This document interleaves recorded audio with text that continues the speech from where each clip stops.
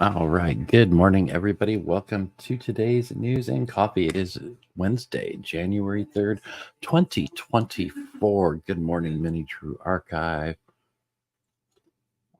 Everyone out there, good coffee to go with this morning's news. Lots of it to get to. So first, let's get to our sponsor, guys. As always, we're brought to you by Uncommon Grounds Limited. They are a micro roastery coffee company, and today I am drinking the pumpkin pecan because my wife wanted it, and I love her, and it's what we got. But it's really good though, even though I'm not the biggest fan of pumpkin coffees. This is awesome. Right, pumpkin spice always has that super pumpkin-y pie flavor. This has got just a hint of that and more of that mellow, nutty pecan flavor. Let's make sure I have my comments pulled up from both sides since we are live on both Rumble and YouTube, trying to get more people up and on to the streams every day.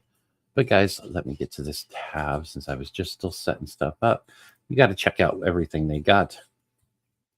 Their coffee is roasted to order. Like I said, micro roasting coffee company. They roast the beans one time per month and then throw them in bags, either ground or whole bean like I get, and then ship them directly to your door. It doesn't get fresher. It literally can't get fresher.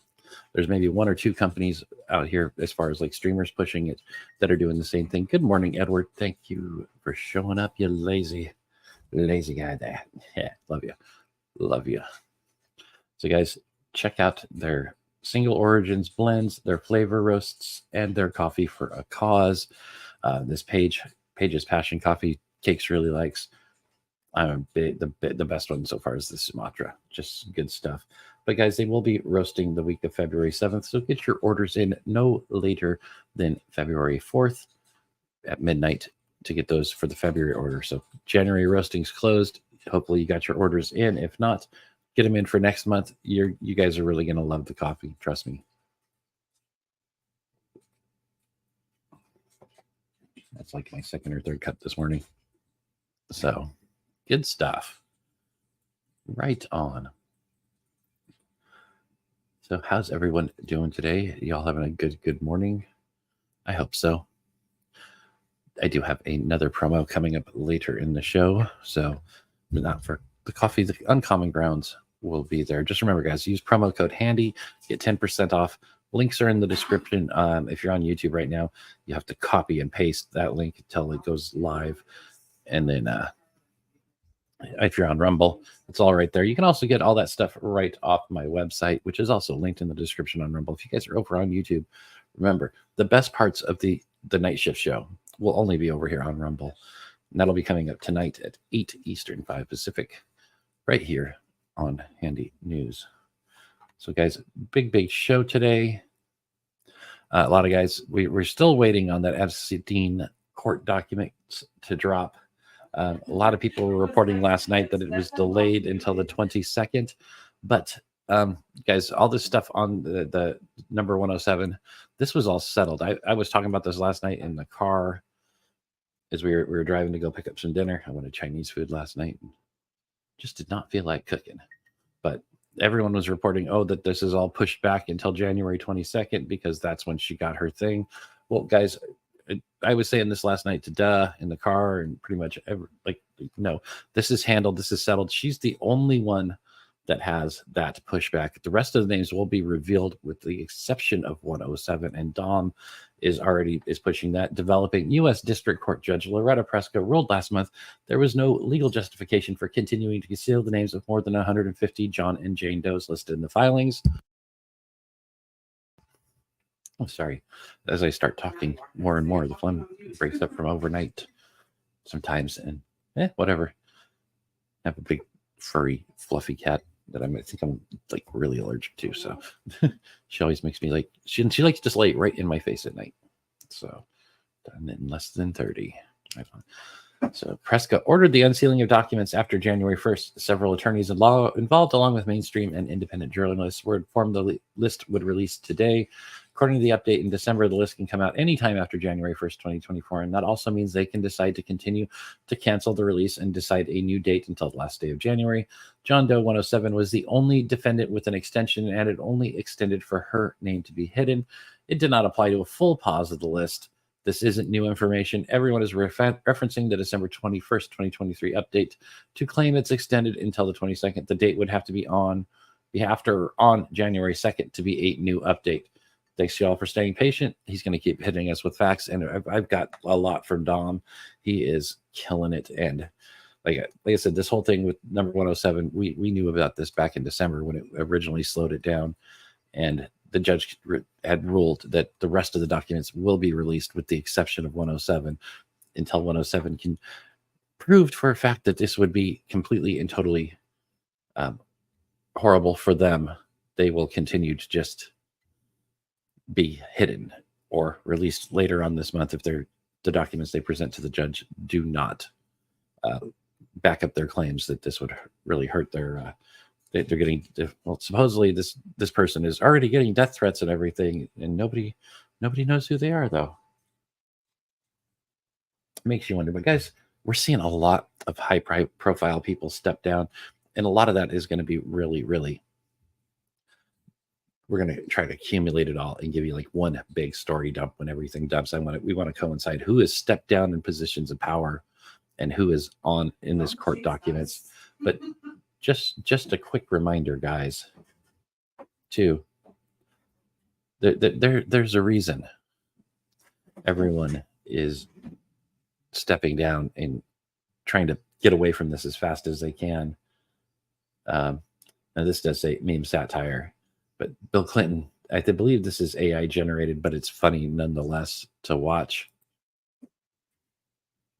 My fellow Americans, today you may be waiting for the highly anticipated Epstein client list to be released. So while I know you may see what appears to be my name on the list, I'd like to argue that I did not have sexual relations with those children funny.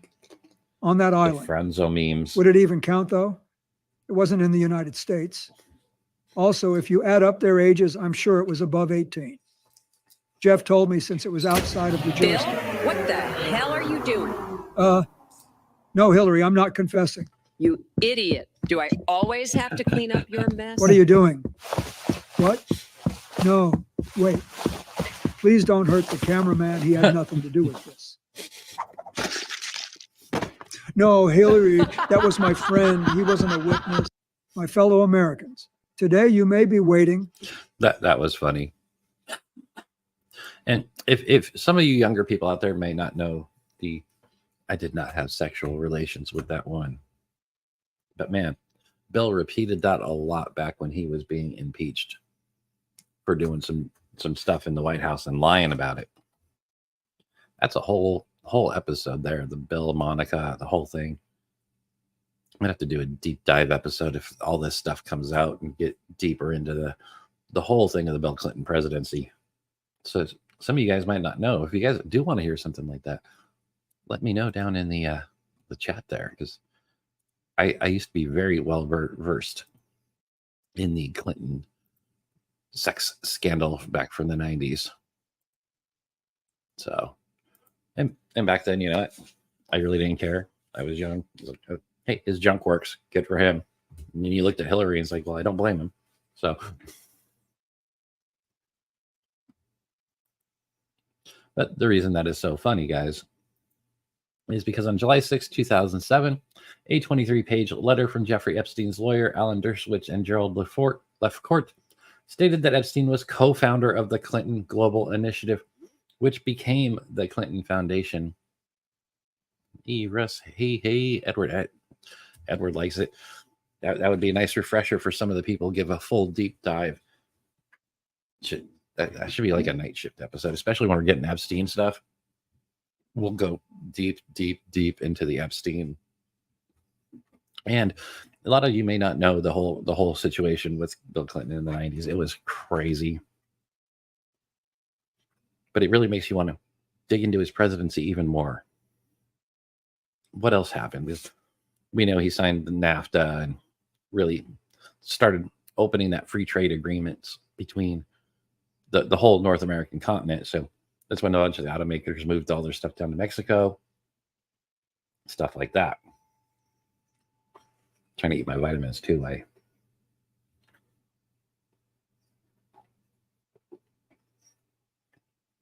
There we go. Got them cleared out so I can talk. But yeah, it's a whole big thing, and maybe that'll be a nice Friday show, or maybe that'll be a show for later tonight. It all depends on when this stuff drops, or maybe we just have a full Clinton special, and I'll just got to make sure like I put up bulletproof glass and double barricade the doors, and it's pretty young, but I know the bullet points. I don't want to find the bullet points. I don't want the bullet points to find me. I'm still going to do it though, because why not? See, I was in my early 20s when all that happened. Just a young father trying to get by. But yeah, this is 100%. They listed him as a founding member of the Clinton Foundation. It makes you wonder, where did all this stuff come from? Where did all this money come from? Where does it all go? It's pretty deep dives. Some of us have done it. Some of us know how deep it goes. And like I said, this could be like a week's worth of episodes just digging through the Clinton Foundation. But then I'm pretty sure I'd get shoved into a van the next time I left the house. But, it's going to have to happen. Clinton is mentioned 98 times. Somebody says in this Right Angle News, the elites have always been intertwined with people like Epstein, and make no mistake of it, there are others like him that do exact stuff he did. Like, why do you think they're building big bunkers and stuff and trying to hide? And it all comes back to, guys, this is going to be one of the headlines in Mini True's video today is from Fox about this next video. Just if you guys haven't seen this is Amy Robeck, ABC News anchor. This was a hot mic moment when they were like cut to commercial and she's just talking to someone on set here. But if you haven't heard this, guys, it's pretty damning for the mainstream media. I've had the story for 3 years. I've had this interview with Virginia Roberts. We would not put it on the air. First of all, I was told, who's Jeffrey Epstein? No one knows who that is. This is a stupid story. Then the palace found out that we had her whole allegations about Prince Andrew and threatened us in a million different ways. We were so afraid we wouldn't be able to interview Kate and Will that also quashed the story. And then Alan Dershowitz was also implicated in it because of the planes. She told me everything. She had pictures. She had everything. She was in hiding for 12 years. We convinced her to come out. We convinced her to talk to us. It was unbelievable what we had. Clinton. We had everything. I tried for 3 years to get it on, to no avail, and now it's all coming out, and it's like these new revelations, and I freaking had all of it. I'm so pissed right now. Like every day I get more and more pissed because I'm just like, oh my God, what we had was unreal. Other women backing it up. Hey, yep. Brad Edwards, the attorney, 3 years ago, saying there will come a day when we will realize Jeffrey Epstein was the most prolific pedophile this country has ever known. And I had it all 3 years ago. Breaking story, ABC News. So that was from Veritas. I just wanted to play that little clip from her just going off. I don't know if somebody filmed that on the sides or if they took that right out of that live feed and leaked it to Veritas. But this was huge when this came out. Came from pilfering the coffers of what it was called the Nezra Fund, which is currently being attempted to be renamed Jasara to coincide with global initiative aspect of it all. Yes, but yeah, this was like huge when Veritas got this, and it got buried like so hard. So Jasara before 9/11. So, but yeah, there's a lot of big stuff. I can't wait for this stuff to come out. No, it's not the client list. This is just the court documents. What we really want, we want the client list. We want to know who was doing what and know what the codes in the client list book mean. So, I mean, it's got to be coming soon, guys. Once these court docs come out, I think it's going to really send a ripple across this nation, and people are going to start standing up and screaming for it. We've already been doing it for freaking years. Alex Jones, there's he's got a clip out reminding people of stuff. I don't know if we should put that on next, or we should get into the Harvard stuff. I mean, it is just huge. I mean, we're just more and more and more finding out. Big stuff O'Keefe's supposed to have coming out today, that they've got people on the inside of a secret migrant facility in Arizona where thousands of migrants are bused to Phoenix Sky Harbor Airport every hour on the hour. But yeah, so driver opens the door and shuts it right in his face. So we'll be watching for that. Might have some info on that, because the border is pretty big too. And when they're just now reopening 4 border crossings because they got so inundated at the 2 major ones that they had to move everyone. And we're talking about these 4 crossings aren't just for people. One of them is they're commerce crossings, so all that has been shut down too. Everything's been redirected or just not able to go. Like the trains above that one where they've been lining up underneath, they haven't let trains come through forever, and if they have, it's been very, very sporadically. So things are getting pretty rough down there. So today at 4 Eastern, he'll be on Spaces talking about all of this stuff, guys. O'Keefe. So that'll be just before we go live. So if I can get some of that into the show, I absolutely will. There's a whole web of people tied to it. I think it's like probably less than 95%, because 95% of Congress, that's a hell of a lot of money for these big things to be throwing money at, when all you have to do is get the 10 or 20 of the key ones and get them to bully everyone else. I think a lot of people in Congress have a lot of leverage held over their heads. And what do we think? Let's see. Let me just pull it up real quick. If I can pull that Alex Jones one real quick. No, I think I got that for tonight's show set up right now. Yeah, we moved that to tonight's show. It's when Alex Jones went to Epstein's New York mansion. So we'll do that on tonight's show. Absolutely. So I noticed this morning that Claudine Gay is still trending in the media and on X because the AP went full woke and released this crazy article. So End Wokeness has this tweet here that I'm reposting. But when you start looking into it, I had to pull up this AP article, guys. This is the actual article from the AP. Plagiarism charges downed Harvard's president. A conservative attack helped to fan the outrage. Fan the outrage.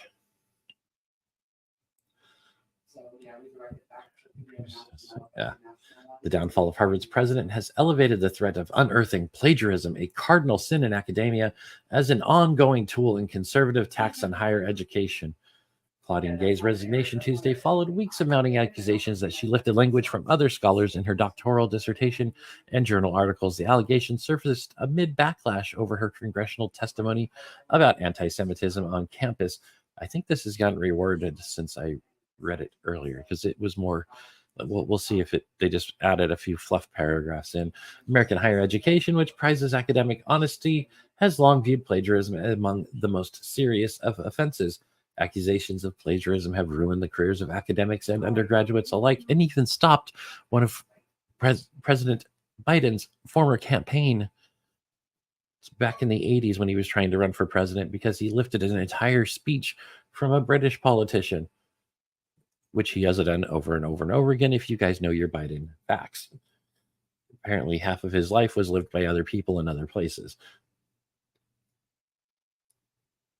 And reviews by Harvard did find multiple shortcomings in Gay's academic citations, including several instances of duplicative language. The university concluded the errors were not consigned, intentional, or reckless, and didn't rise to misconduct.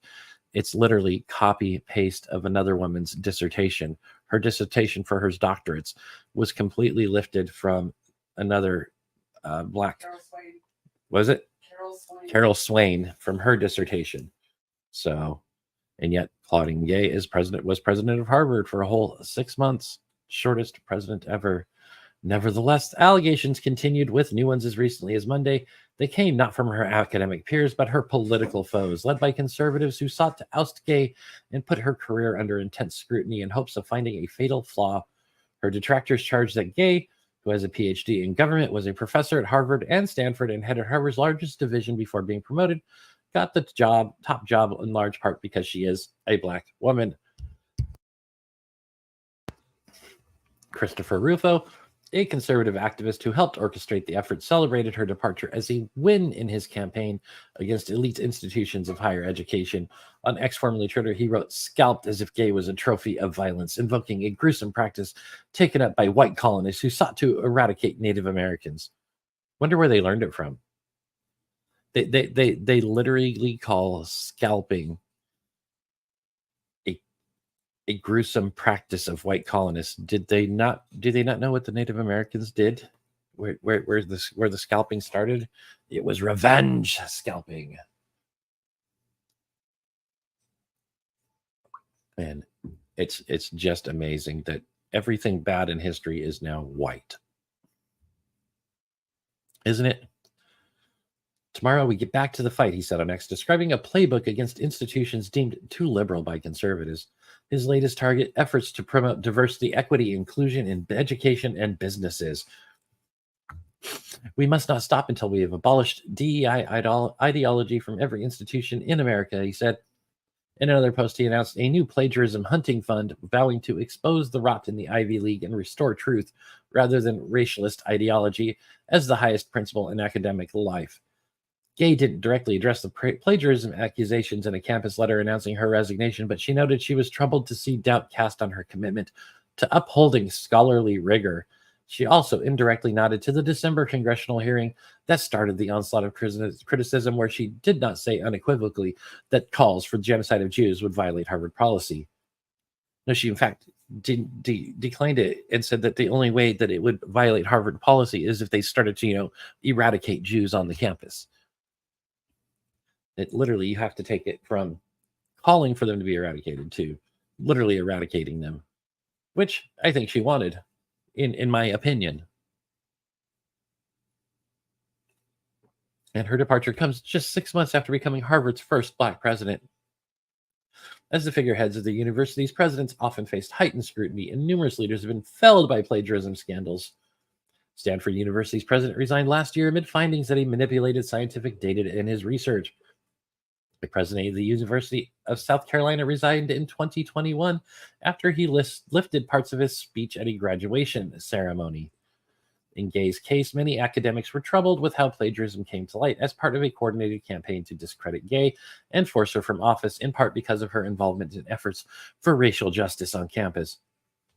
Her resignation came after calls for her ouster from prominent conservatives, including Rep. Elise Stefanik, a Harvard alumna, and Bill Ackman, a billionaire hedge fund manager who has donated millions to Harvard. Is basically the people that are giving them their endowments and stuff are who they were calling for her to step down. Like millions of dollars were being pulled. So, campaign against Gay and other Ivy League presidents has become part of a broader right-wing effort to remake higher education, which has often been seen as a bastion of liberalism. It's not liberalism anymore. It used to be. I'm okay with liberalism. And you can't just have full-on conservative or full-on liberalism. There has to be a balance, and that's what makes this country beautiful. Is we used to have a fairly good balance, and when they start to bring other things in, then we start leaning towards authoritarian and communism. It really upsets the balance. Republican detractors have sought to gut funding for public universities, roll back tenure, and banish initiatives that make colleges more welcoming to students of color, disabled students, and the LGBTQ plus community. They also have aimed to limit how race and gender are discussed in classrooms. Walter M. Kimbrough, the former president of the historically Black Dillard University, said what unfolded at Harvard reminded him of an adage from his mother, a Black graduate at the University of California, Berkeley, in the 50s. As a Black person in academia, you always have to be 3 times as good, he said. Okay, no, you just have to not copy other people's work and call it your own. If you can't write your own papers, then you don't belong in the positions you're in. Literally, you're getting these promotions because you supposedly know all this stuff, but you don't know it. You're just stealing other people's work and using it for your thing. Stolen valor. Same thing we see when people stand out and pretend to be military officers or disabled veterans to try and beg on the streets or take donations from people that are trying to actually help veterans. So there are going to be people, particularly if they have any inkling that the person of color is not the most qualified, who will label them a DEI hire like they tried to label her, Kimbrough said. If you want to lead an institution like Harvard, there are going to be people who are looking to disqualify you. And here's the thing, too. What can Harvard do now? They have this black female lesbian president. How can they get the next one and be even a step more woke than this? There's only one option. There's only one option. And when you see them at the shows, they look like sex clowns. I'm watching my language because we are live on YouTube, and I can't say the T word that I'd love to say over there. We'll say it tonight on the night shift after we dump YouTube. Wow. Allegations against Gay initially came from conservative activists, some who stayed anonymous, who looked for the kinds of duplicated sentences undergraduate students are trained to avoid, even with citation. In dozens of instances first published by the Washington Free Beacon, a conservative website, Gay's work includes long stretches of prose that mirror language from other published works. A review ordered by Harvard acknowledged she duplicated the language without using quotation marks. Harvard previously said Gay updated her dissertation and requested corrections from journals. Among her critics in conservative circles and academia, the findings are clear evidence that Gay, at the top academic at the pinnacle of U.S. higher education, is unfit to serve. Her defenders say it isn't so clear-cut. You're looking for whether there was intentionality to mislead or inappropriately borrow other people's ideas in your work, Sarah said, or was there an honest mistake? You don't take and lift someone else's work in its entirety without providing citation or quotation marks, knowing to say that you're doing that, and do it without the intentionality to mislead, as they want to say. Intentionality. It's just intention. Was their intention to mislead or inappropriately borrow? Why do you have to make up another word like intentionality?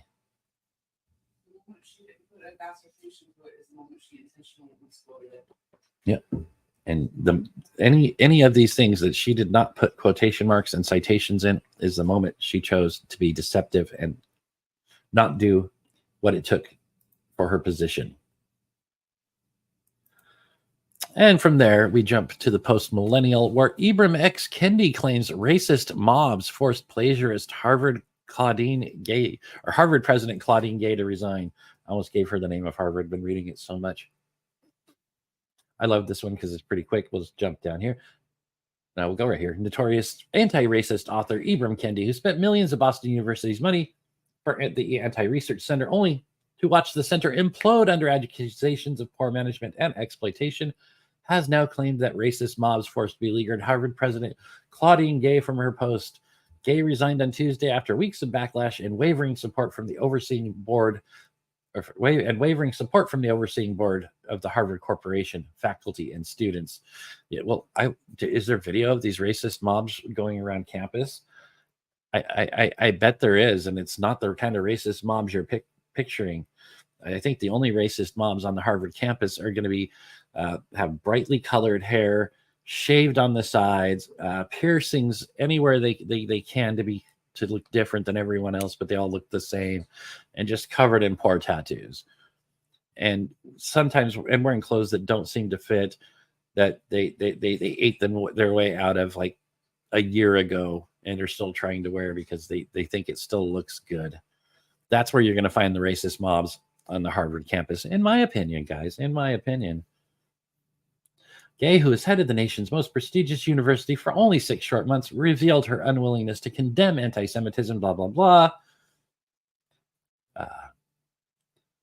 Christopher Rufo and Chris Burnett uncovered plagiarism in Gay's PhD dissertation. Additional instances of plagiarism were then uncovered in her academic work, which contains no books and only 11 articles. So she's written 11 articles over that time, and they found over 70 instances of plagiarism. So Ibram X. Kennedy put out this tweet: racist mobs won't stop until they topple all Black people from positions of power and influence who are not reinforcing the structure of racism. What these racist mobs are doing should be obvious to any reporter who cares about truth or justice as opposed to conflicts and cliques. So that's in response to the Harvard Crimson saying, breaking news, Harvard President Claudine Gay resigns. But Community Notes came in and did their thing.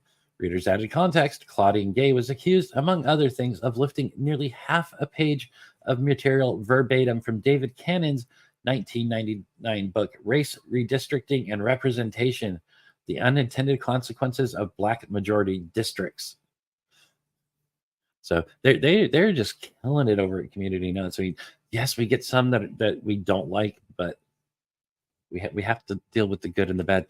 I don't miss the days of the Snopes fact checked on everything on Twitter. So because we knew it was all friggin' BS and lies. And now the Community Notes thing is getting pretty good. And I have seen bad ones go up on posts, and I've seen them not last very long because everyone will look at it and downvote it. And away it goes. Gay's resignation letter referenced a conversation with the Harvard Corporation, after which she said it had become clear that it is in the best interest of Harvard for her to resign. Yeah, because they just kept digging in more and more and more and more on her. And literally, are most former Harvard presidents like distinguished authors who have written not only research papers, but books and things like that. And she's only written 11 academic papers, and it sounds like a lot of it was plagiarized. Didn't know stupid was a race. I learned things. Site says, yes, it is. So here's the actual resignation letter, guys. I don't think I'm going to read this thing. It's supposed to be pretty much just, probably lifting from other things as well.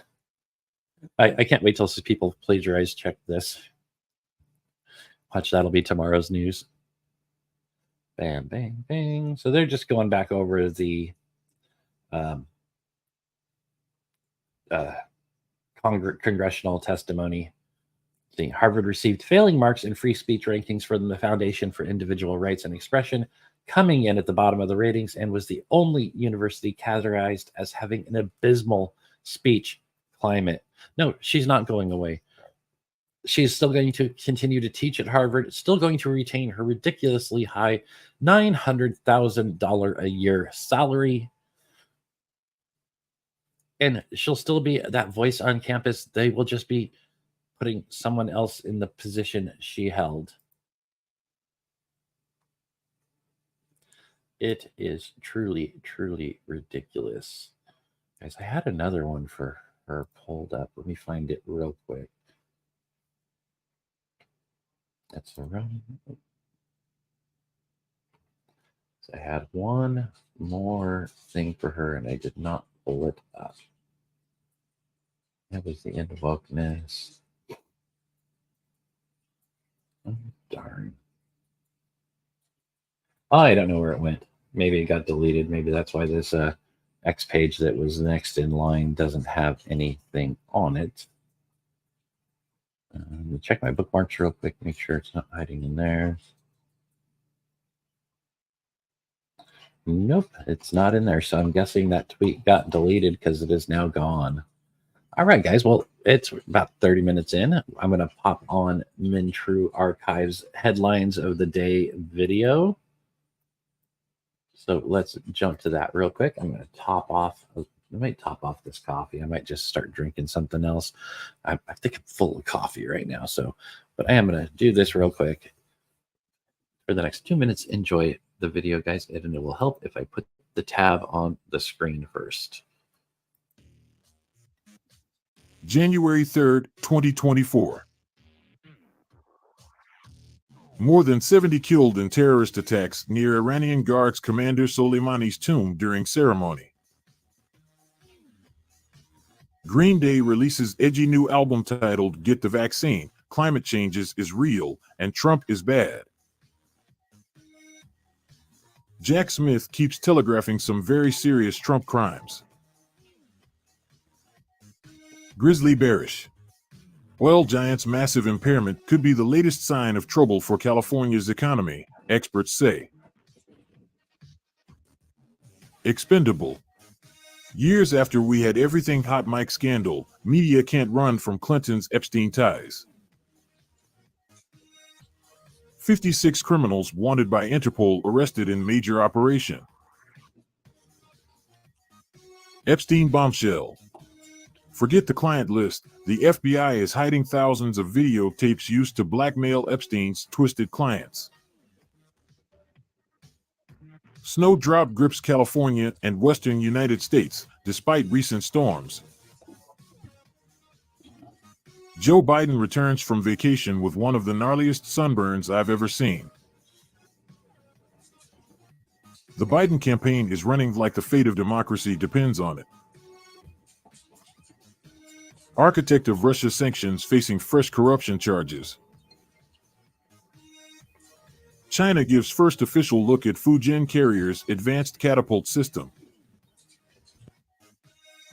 What happens where free speech is protected? Rumored Trump VP pick lashes out at idea of Nikki Haley taking spot on ticket. Right on, everyone. Give it up for Min True Archive. Check out his page over on X at Mini True Archive. Also, guys, if you jump over to the Handy News homepage, there is a link right here for Mini True Archive's book of the New York Times headlines for $26. You can actually just reading through these headlines, guys, if you go back even on his page, it tells a story of that year, then what the people were thinking about and what they were doing and what the mainstream media was pushing at that time. So, and I'm sure this is New York Times, so you're going to hear the opinions of the rich and famous. You can watch Newsmax. That was a guest on an episode. I've watched Newsmax in the past. It is fairly based, not a bad channel, but the only thing I have a problem with Newsmax is it tends to be where like the mainstream hosts that got booted from Fox and everything for having the wrong opinion of the new lefty Fox went to. And so there's still a lot of that old guard kind of people over there at Newsmax, but they are far more based site. So that, like I said, I'd rather watch Real America's Voice than Newsmax, and that's only slightly edged ahead as far as it goes. So I just prefer Bannon and Charlie Kirk and Posobiec over a lot of those older Fox hosts. So yeah, I guess check it out. $26. It's 10 years of history, and you can read every day of the 1930s what was going on, what was important, what people were doing. So right on, guys. We're having a good one so far. What does that say? You're counted. Oh, because I got to turn on two-step verification. YouTube says, "All right, yep, I'm cool. It's cool. I'm live on YouTube too." I'm just double checking all my stuff, as I should have checked that earlier. I have got no likes over there. Doesn't look like one watching now. So that's me. I'm the one watching on that live. Huh. Somebody's watching on YouTube. Maybe because I didn't promote YouTube at all. I guess I got to start adding in.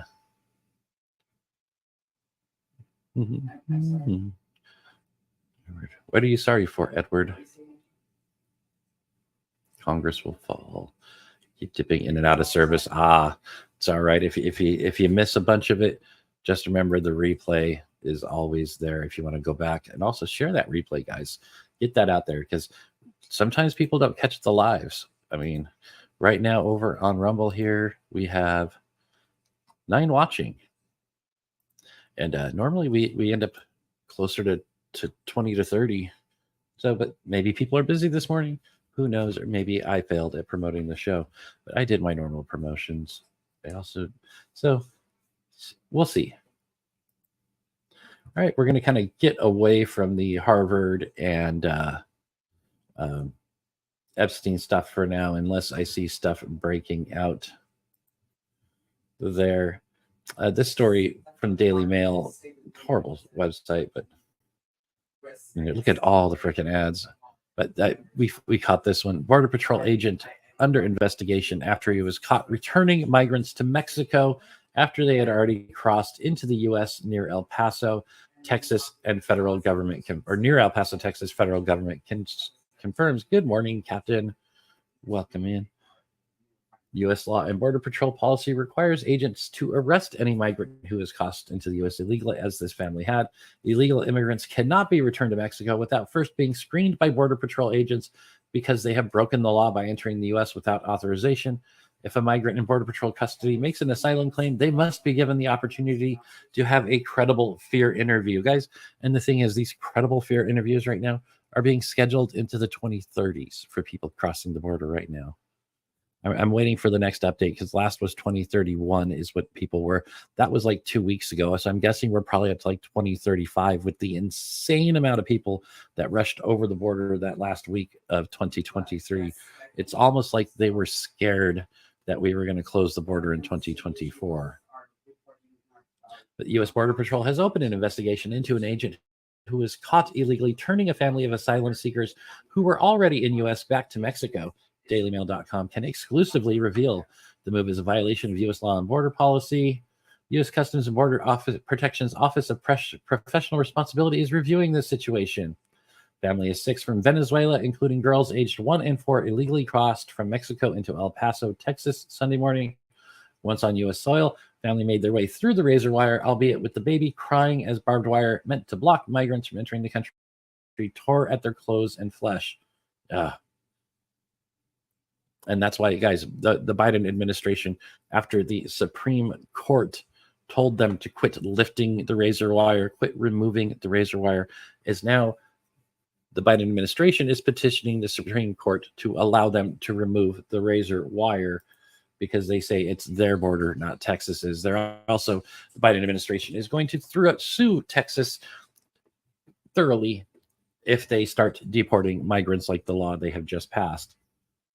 It must be nice to be seeking asylum and, have big bottles of Coca-Cola. Why? Why do they have it? Rivers, yeah, they crossed the Rio Grande. So there was photographers documenting the whole thing, and he turned them around. The federal agent drove up to the family and ordered them back to Mexico, repeatedly pointing that they go back, as witnessed firsthand by DailyMail.com. They're not supposed to be turning people away, especially if they're already in U.S. territory, Crystal Sandoval with Las Americas Immigrant Advocacy Group told DailyMail.com. Need to succeed, yes. Team Tech Spy right there. Rumble didn't chime until 10. Oh, to let you know that I was live site. It has been getting better. And see, I'm trying to go live earlier or get the live stream started earlier, so people will get notifications that it's out there and it's ticking, I'm hoping.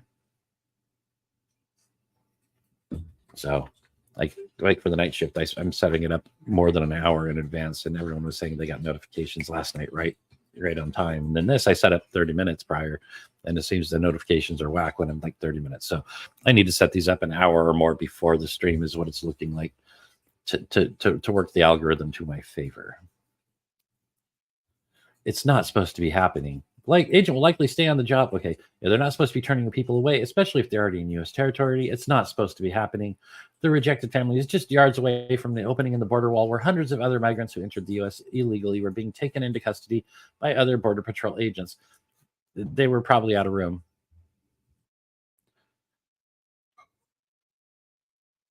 El Paso has seen a recent surge in migrant crossings at the border, with as many as 1,600 people crossing into West Texas in a single day. I think there was probably more than that in the other one.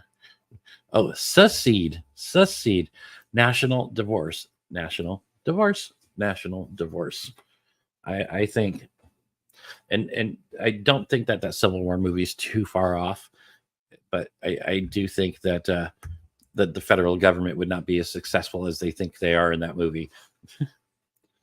So, but yes. Let's see. If migrants who are in border control custody make it known to agents they want to make an asylum claim, U.S. and international law says the migrant must be given the opportunity to do so. And guys, they are coached thoroughly on how to make these asylum claims at the border by the NGOs that are funding all this and helping them and building camps at the border to house people while they wait for Border Patrol agents to show up and pick them up. These people aren't trying to sneak into the U.S. anymore. That's not the way it goes. The illegals used to sneak into the U.S. The majority of them are crossing the border, sitting down and waiting for them to be picked up and taken care of. Because that's what they're told to do. So I remember back in the 90s when we got a hold of some of the pamphlets that back then it was the Mexican government was printing little booklets that told them how to sneak into the U.S., how to get work, and how to send that money right back to Mexico with the Western Union and MoneyGram and stuff like that. It was detailed instructions back in the 90s, and then they claimed it didn't happen, but it was out there. I think Fox reported on it at one point way back then. Late 90s, early 2000s. It was crazy. And then it disappeared because, according to the mainstream media, it did not exist, even though we had seen it with our own lion eyes. So, the picture says members of the Texas National Guard drew weapons as migrants who were already in the U.S. tried to cross barbed wire near El Paso. Look at all the trash, guys. Where's the environmentalists screaming about this? They're destroying the native habitat of any of the creatures that live along this area, guys. I mean, look at all the freaking trash.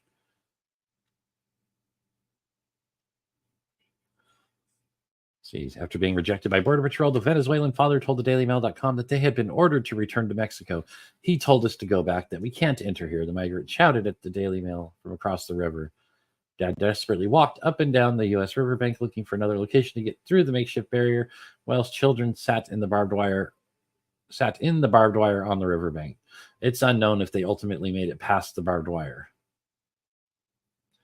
So basically, he told them that they were in the wrong spot. Go down to the gate we got open where everyone else is coming in.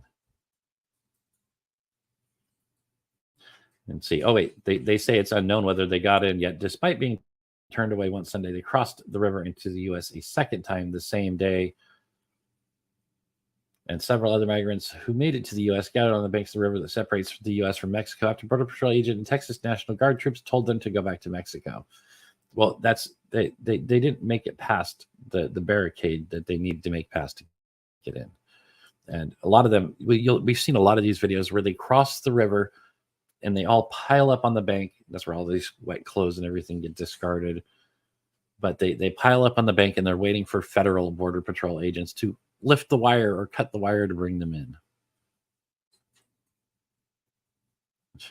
in. There's blankets and stuff being used to climb over. Look at that's insanity.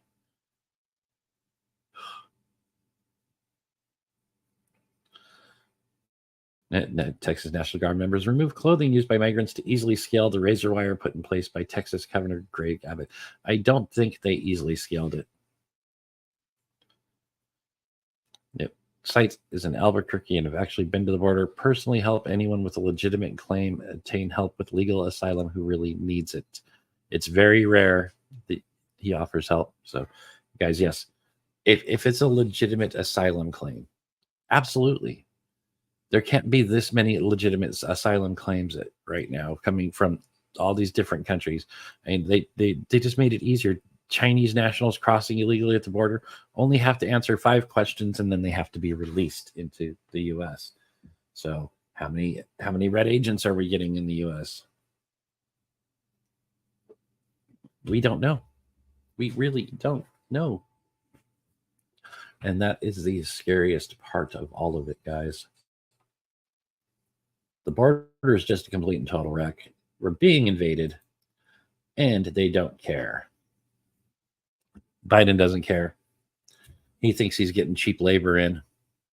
The fact that the federal government is suing Elon Musk's SpaceX for not hiring enough illegal immigrants when he's federally forbidden by law to hire illegal immigrants because of national security reasons.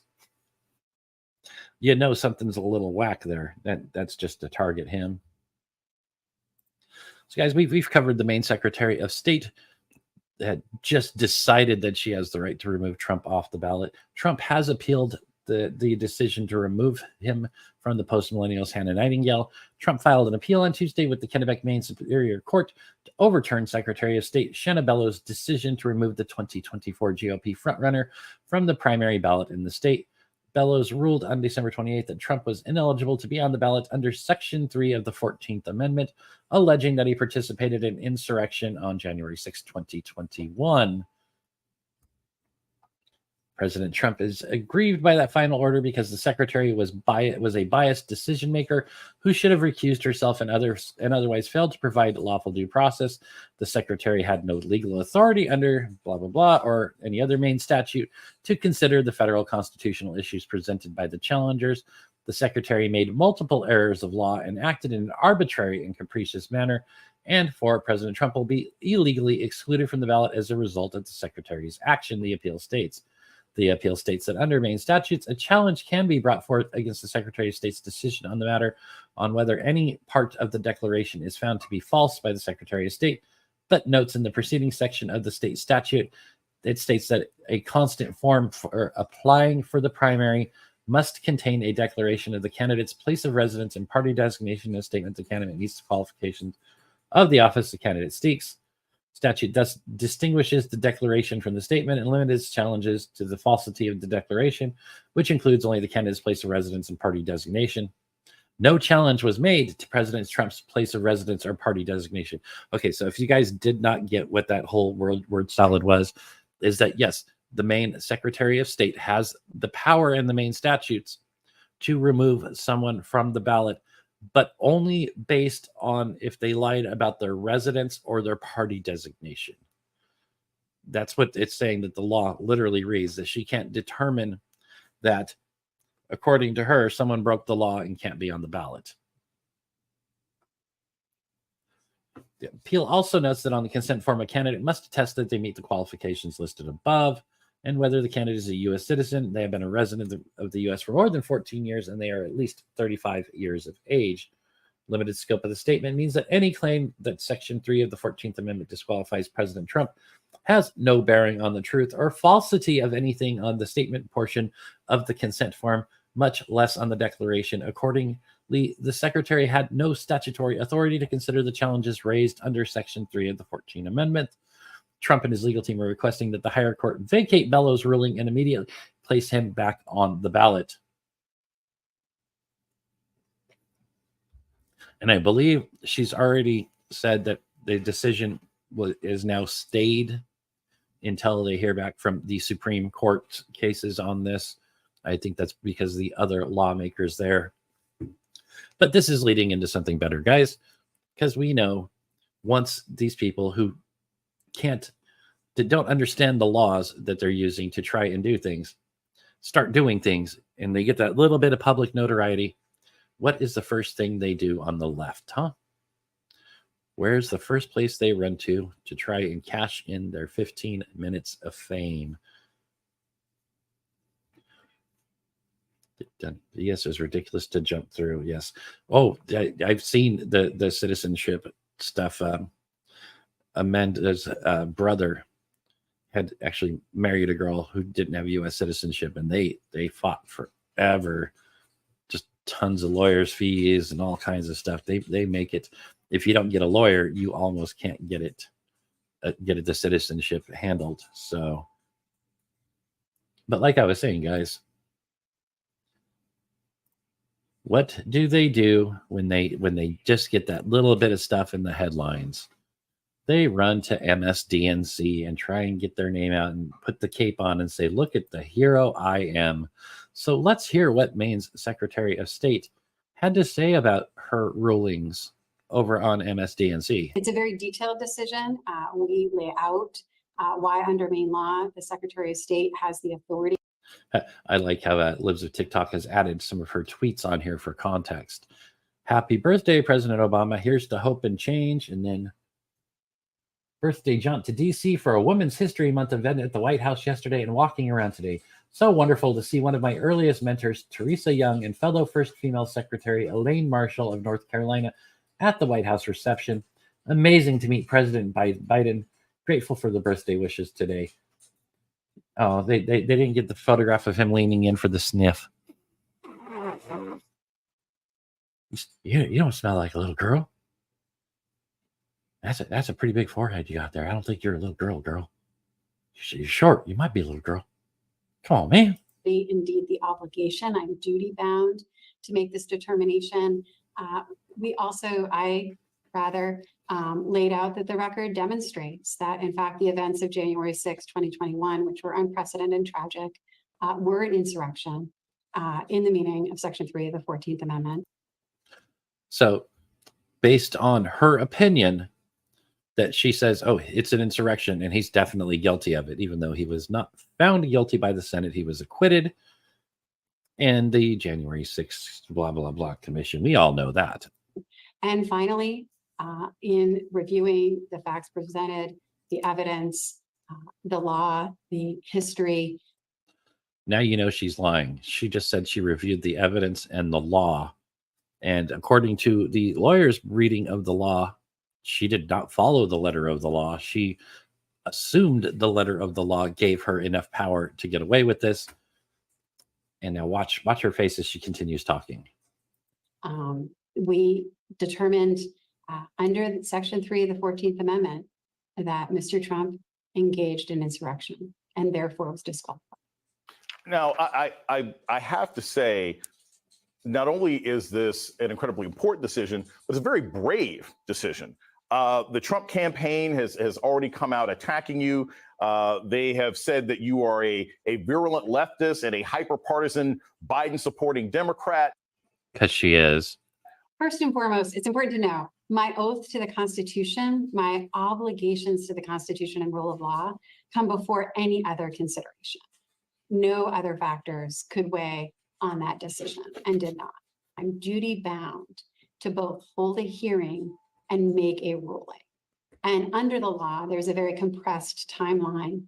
In evaluating this, I came to the conclusion that I could not, unfortunately or fortunately, look at her wait smiling. for the United States Supreme Court to make a decision. She's so happy. The Maine law required me Yay, look to at what issue I that did. decision, which I did today. I smiled because we were #1 in voter turnout per capita in 2022. We were really proud of that. I'm guessing because there is a jump there that he asked her why she was smiling so much when she's talking about taking the president down. Oh, because of voter turnout. I'm smiling because of voter turnout. And we have a really strong framework of election laws that encourage citizen participation. We have same.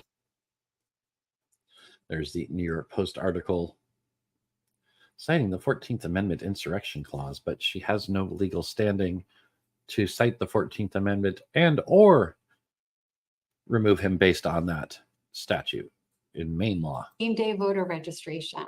We have no excuse absentee voting up to 30 days prior to election day. So they have same day voter registration, which means you can walk up, fill out a form, and go cast a ballot. No verification that you're a real person. I don't even know that Maine requires anything here. I'm going to pull this up real quick. See if they require ID to cast a ballot.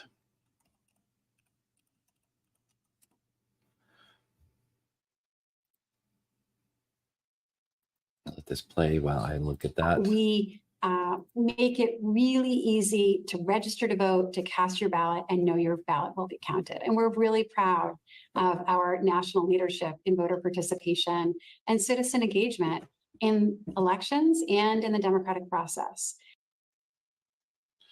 All right, so I'm going to pull this. I've got this pulled up real quick. And so when you register for the first time in Maine, you'll need to provide documents that show you've established your voting residence in the state of Maine. You can have a government ID, a government ID document, credential without photo. So what is there without an official document that shows name and address, i.e. eligibility for public benefits, a utility bill, a bank statement, a government check, or a paycheck. So you could have someone's utility bill and use that as an ID. So that's just, you can use a utility bill as proof of your voter ID. So you can go and register in 4 or 5 different names if you just have people's utility bills. So that's scary. They are not required to have the driver's license, but you can do it with just your utility bill, a bank statement, or paycheck. So I'm a big proponent of government ID or voter ID. From my computer to the bathroom. So the meeting's at 8 a.m. I'll put your Lord. I really prefer that we get to the voter ID stuff. I'm just going to check some headlines real quick. So yes, she defended the hell of that. So Steve Scalise has endorsed Trump for re-election. Senator Cotton has endorsed Trump for re-election. But Charlemagne the God regrets backing VP Kamala Harris. That's interesting. I'm looking for any breaking news. Oh, hey, here we go, guys. This is interesting. I guess coming up here in a couple days, I'm going to be live streaming a Biden address. Biden announces national address on dangers of white supremacy on January 6th anniversary. People seeking asylum should seek it from the next country over, not 20 countries away. Yes, a lot of these people have passed through in a minimum 3 to 4 different nations where they could have seek out asylum. And they intentionally, to get through those countries, say, no, we're just going through to get to the United States. Mexico is supposed to be able to take most of these asylum seekers from nations below them. But we know that's not going to happen. President Joe Biden, who has spent 37% of his 2023 year on vacation, will make sure to mark the coming anniversary of January 6, 2021 by stoking fears of white supremacy. He's been keeping this at the forefront of his rhetoric since he took office. Biden and Vice President Kamala Harris intend to make fears over white supremacy and domestic terrorism carried out by Americans, not by any potential cells that have crossed through the collapsed U.S.-Mexico border, a centerpiece of their re-election campaign.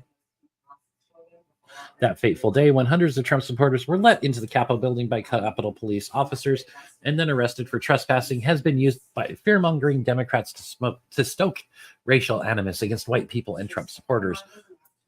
Show statistics on black crime while he's doing this and ask yourselves honestly, do you really feel supreme when you grossly outnumber them? Or they, yes, right, Elijah? Well, we'll fact check it thoroughly as long as the time is perfect to do this. Even if we have to watch a repeat of it, we'll watch it. We'll fact check it because if we want to get back to the Dark Brandon red speech, is that what he's going to do again? Are we going to see the return of Dark Brandon? Laser Brandon eyes. Trump leads Biden among Hispanic voters and young people, and his 12% support among black voters has not declined since 2020, despite Biden's carefully constructed rhetoric. In fact, that 12% support by some of the polls has crept up over to 20 to 30% in some areas. So as soon as the buildings was clear, Democrats began vilifying Trump supporters and claiming that they had staged a deadly insurrection. They mostly failed to note, however, that the only person killed that day was unarmed Trump supporter and veteran Ashley Babbitt, who was shot by Capitol Police. It was revealed months later that there was no good reason for shooting her. For Biden, this is a great opportunity to remind America of his talking point that domestic terrorism and white supremacy, not border collapse, rising crime, inflation, or a $34 trillion debt are the real threats facing America. In May, Biden promised to stand up against the poison of white supremacy, as I did in my inaugural address, to single it out as the most dangerous terrorist threat to our homeland is white supremacy. I don't know when the last time, man, I saw that KKK rally go by. It's just so often. I can't just remember when was the last actual day. Was it Tuesday? Was it Sunday? I don't know. When was that? They're just everywhere. It's so scary. And guys, so the like right now Vivek is getting a huge hit in the media, the mainstream media, because he says January 6th was an inside job. And I totally agree with that, because yes, while at one side of the Capitol there was a throng of some people trying to smash their way in, on the other side, the police opened the doors and waved people in. The QAnon shaman was guided to the Senate chamber by officers who walked and were talking and joking, and these guys were posing for selfies. So yes, all those officers let them in. It was an inside job. So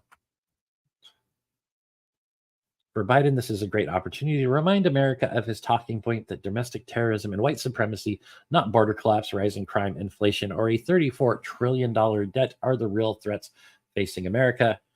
In May, Biden promised to stand up against the poison of white supremacy, as he did in his inaugural address, to single it out. Yeah. He's going to speak at Valley Forge, Pennsylvania, right where founding father and first president George Washington commanded his troops during the Revolution.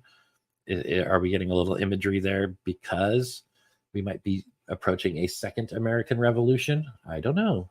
Can it be? Clearly, Biden wants to draw comparisons between himself, an aging, vacation-weary man who has served in government since the 70s, and Washington, a commander who was thrust into power after the war and willingly gave up power after 2 terms to model a peaceful transition to power. Oh, I got to stretch here.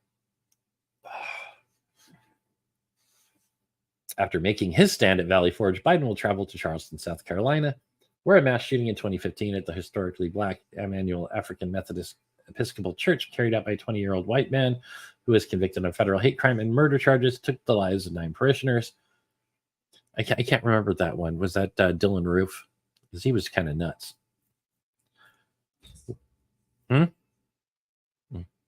Whether it was white supremacists descending on a historic American city in Charlottesville, the assault on our nation's capital on January 6th, or a white supremacist murdering churchgoers at Mother Emanuel nearly 9 years ago, America is worried about the rise in political violence and determined to stand against it, Principal Deputy Campaign Manager for Biden, Quentin Fuchs, said.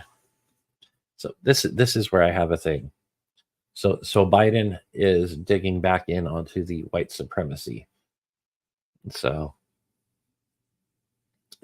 does he think it's going to work now that they've charged Trump 90 something times, 90 something counts, 4 cases, more stuff, classified documents that we all know that has been widely reported Biden has too, but hasn't given up. There's just so much rules for thee, not for me BS going on that I think this is going to be another big failure. I hope they get the imagery right. And by right, I mean make it look freaking insane so we know exactly how to word it. So, but it makes me wonder, because if we do know the left is freaking out, lots of rumors about like a digital 9/11 event, the Black Swan event. They're worried that the only way the government can stop the spread of the truth and the patriotic freedom, the only way they can stop it is to take this down, to take down this show and all the other shows like it, to take down these independent journalistic organizations like Post Millennial, like OMG Media, stuff like that, to just take down the whole internet so we can't communicate and we can't pass on the things, and to keep it dark. That's what they're calling this possible Black Swan event. And that the only thing you'll have to guide you will be your mainstream media sources that can carefully curate the narrative. And guys, at that point, I'll be freaking making paper airplanes with the news and sending them out. or standing on the street handing out news. So, and because I will take the mainstream headlines, I will read the whole news stories, and I will write counter pieces. And if I have to publish and mail it out, I will do it, because we can get back to it. I can go grab me a couple printers and just make those things go burr and mail newsletters out. So not giving up no matter what. Be that crazy guy standing on the street. They're taking your freedom away, handing out papers. I'll do it. I 100% will. So in September 2022. Oh, wait, I skipped a point. Since then, a trans shooter murdered children and staff at a school in Nashville, and was revealed to have done so out of hatred for white Christians. In September 22, Biden delivered a speech to a blood red background in Philadelphia, saying that Donald Trump and the MAGA Republicans represent an extremism that threatens the very foundations of our republic. All of this based on the events of J6, which have not been repeated or escalated for the campaign. However, this is the centerpiece of their argument for re-election. Biden's campaign manager, Julie Chavez Rodriguez, echoed these sentiments, saying the threat Donald Trump posed in 2020 to American democracy has only grown more dire in the years since. Our message is clear, and it is simple. We are running a campaign like the fate of our democracy depends on it, because it does. There it is once again, the fate of our democracy. Just that same branded word speech. Oh no, drones. Yeah, that would be the next thing. Once I'm handing stuff out, the drones would come. Biden has used his Department of Justice to go after Trump supporters who either went into the Capitol in J6 or were merely on the grounds. These include journalists as well, who were on assignment documenting that day. DOJ has also targeted Trump with charges stemming from that day, saying that he engaged in a conspiracy against rights, among other things, despite there being no evidence to suggest that Trump encouraged the riot. Quite the contrary.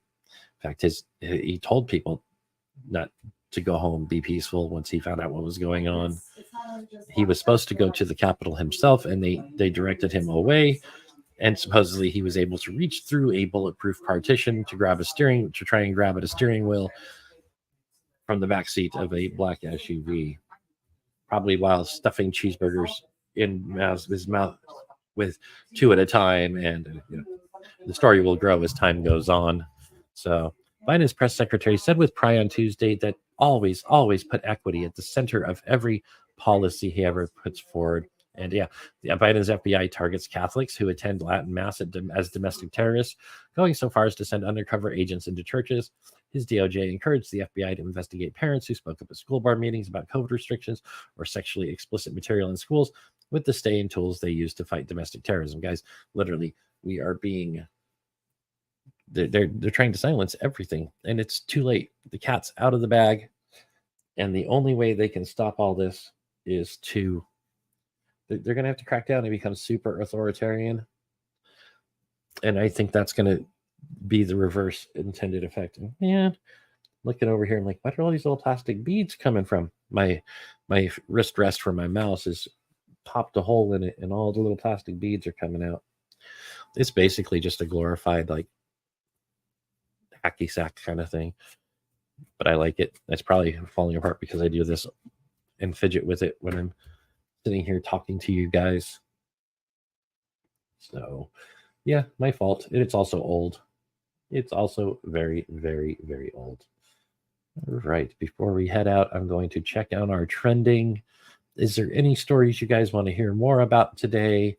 Remember, you can check out the website, and you can either click on the send news tips, or many of you know me on X, just send it over there. But for everyone else who's watching, send those news tips right here for any stories you may see. I just want to check on Dom stuff and see if we have anything else breaking through him today.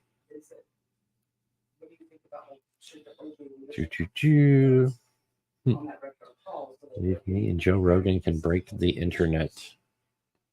Yeah, he's got 12.1 million followers, guys. I want to get that high. How do you get 12.1 million followers?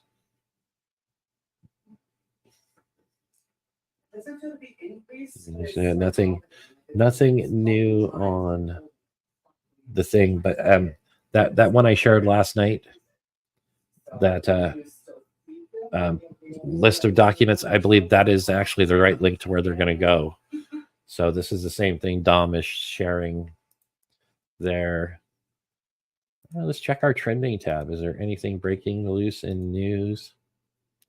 Yeah, Epstein's trending, plagiarism's trending, Satoshi is trending, Beirut, Epstein's vote blue to save democracy, guys. May have to look at that. Start dropping links for your show everywhere. It will get there. Oh, yeah. Got him on Truth. I've got him on here. I just got to start posting out the YouTube ones too, so I can get those people that don't do Rumble, which I don't understand why. I like Rumble so much better. And if the creators knew, if a lot of the creators that are over there knew, they would probably be on Rumble. But I think Rumble's really got to get the ad revenue up. But that's also a lot of people saying that it's just really that people, they need to get a better ad revenue cycle.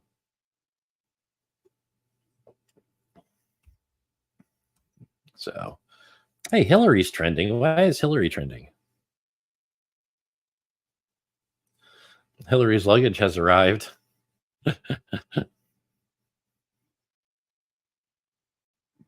Remember when you emailed?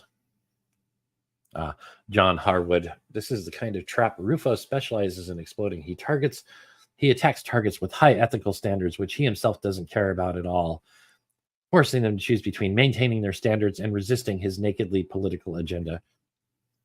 Guys, that kind of attack. Oh, he's attacking targets with high ethical standards. Yes, he's calling out hypocrisy. And Jesse Kelly says, remember when you emailed Hillary Clinton's campaign asking what questions you should ask the GOP candidates in the primary debate you were about to host? Oh, yeah. Exciting news. So CNN will not let Vivek Ramaswamy on this next debate stage.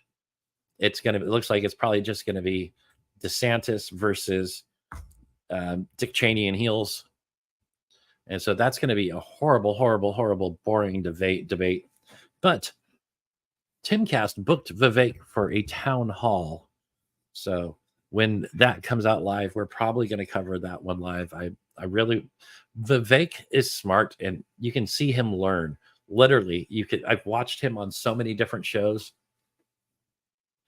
that you watch him when somebody educates him, when he comes out and says something that's just totally wrong, he listens and you'll hear his opinion change because he's learning. So just like Trump, who stepped into that office with hardly any political knowledge or experience, that's what Vivek is stepping up against too.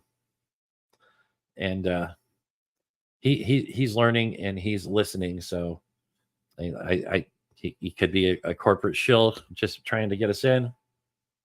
But I think he's legitimately pissed off too. I don't know. We don't have anything scheduled as far as memes for tonight. If you guys just want to drop political memes, maybe some Alex Jones memes or something tonight, guys, we'll figure something out. So I'm going to have a little 5-minute clip on Jones. What else? Just random what's happening throughout the day. Meme what's happening throughout the day, and I guarantee they'll be on tonight's night shift. So, that's the biggest thing. Let's get in with the news. What else was here? I know why Epstein's is trending. So here's one, guys. Stepped down in the past 24 hours. Harvard's president, MGM Springfield CEO, president, Malaysia Airlines CEO, AirAsia CEO, ISU athletic director, Airtel Africa CEO, Otrium CEO, Hydro One director, council member Holly Jackson, Rep Bill Johnson, director of Istanbul Biennial Order, Shreveport DDA director, ODP Corp Rep Board of Directors, Gina Fendeka Healy admin, Washoe County registrar. The best is yet to come. So then readers out of context, because none of these people feature in either of the available Epstein resources, flight logs, or the Black Book. But we don't know what's coming out in these court documents. So yeah, make the memes, Russ. I want to see your memes, not everyone else's. That's what we like. Make them. Yes, steal them, of course, but start making your own, because only you can make those unique things. Get your style. Gitmo Express, pedophiles on a plane. That was Soros. He got swatted. That's so funny. They swatted that old man.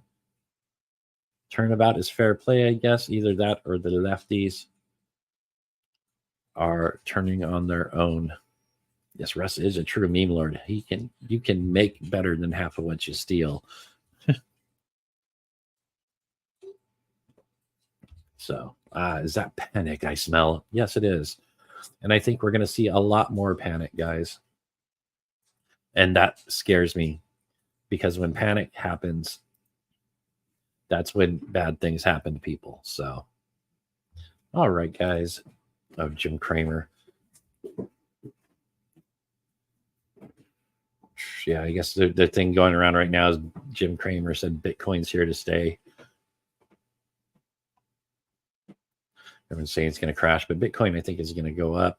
A big bank just announced they were buying a bunch, or investing more and more into Bitcoin. So that's going to lead to a ripple effect with Bitcoin, XRP, maybe Ethereum. So it's no financial advice ever here from me, but I would be looking into whatever crypto you have and making whatever investments you think you could make appropriately. It will crash. No, the dollar will crash too. So, Sir John McAfee. So, guys, that looks like about all the news we got for this morning. So, like I said, if you guys find anything else you want us to cover tonight, and if you make some awesome memes or find something just super awesome, drop that over on Miss Cake's Good Morning on X. You can find, if you don't know who that is, you can find a link to her profile right here on the website. Bam, that'll take you right to her profile, just like this. And her pinned post will be her good morning for that day. That's where she wants the memes dropped. So, guys, make sure you go over here, say good morning to Cakes, and drop your memes below. So I'm going to dig through my stuff, maybe put one or two up here for tonight's show. Drop some based memes. So, yeah, she wants based memes. So show us your best. We'll show them tonight on the show. Guys, thank you so much for tuning in. I will catch you later on today. I should have 2 to 3 news breaks popping up throughout the day. I think the time on those is going to be 1 Pacific, and then maybe 3 or 4. I'm working out the time on when those drop, but I think that first one's going to drop at 1 Pacific time. It's when they were supposed to drop yesterday, but I was still learning the YouTube thing and messed it all up, so I had to go in later and make them go live manually, but I still did it. So, but yeah, watch for the news breaks throughout the day. I'll be sharing those once they drop. If there's enough news stories to correct them. Heck, I may start doing some drama breaks on stuff. Thank you, Crash Orion. Thank you so much. I can tell now who that is. Crash 9 is Orion. Russ. Sight, Enoch Elijah, Captain Trips, Edward, which is that lazy sunbish, Leo, and everyone else, Mini True Archive. Anyone, if I missed anyone, or if you've been lurking throughout the show, just listening, thank you for tuning in. Remember, guys, if you're watching after the live, make sure that you reshare that show, smash that like button, and leave a comment, guys. If you're watching, leave a comment. Leo, you're not buying pumpkin coffee. That's great. You don't have to. Try the Sumatra. It is amazing. So I went and checked that too. And then see over on YouTube, did anybody do anything over there? Doesn't look like it. No comments. 8 views over on YouTube. That's good. So we did get some views over there. All right, guys. Nobody watching over there right now. So I'm going to end the stream. Have a great day. I'll see you over on X later on. Right, guys. Peace.